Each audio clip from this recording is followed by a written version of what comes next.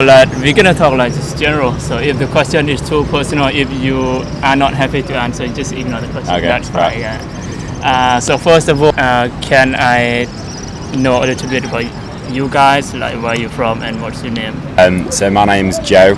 I'm from England, from a city called Leeds. Most famous for its football club, Leeds United Football Club. Yeah. And what about you? Well, I'm more or less the same. My name's Alex, also from Leeds. Although we live in a small town called Harrogate, just outside of Leeds. So, but we tell everybody Leeds because it's so much easier for everybody to understand where it is. Okay. So you know what? So I am the big fan of British accent because you know how I learn English? It's from the Sky News is my favorite. Sky channel. News? Yeah. I know it's like you guys like the native speakers, so it's boring to what news, right? Yeah. But to me, it helped me a lot. My first question gonna be, how long have you guys been here in Laos? Is that for you? We've been in Laos probably 5 nights. Yes. We crossed the border from Chiang Rai in Thailand, and we arrived in, where was it first? Luang Prabang. Which we stayed for 3 nights there before catching a train to Vieng Vieng. And then we've arrived here in Vietnam today. Okay. So in general, how do you like Laos? I love it so far. It's a great mix of like beautiful scenery, but there are also like a lot of things for tourists to do, which, you know, for people travelling is good because sometimes you can only see so many temples and waterfalls. You want to do more fun activities. So yeah, I love it so far. And what about you? What is your impression of Laos? It's nice, yeah. It's really quite sort of different.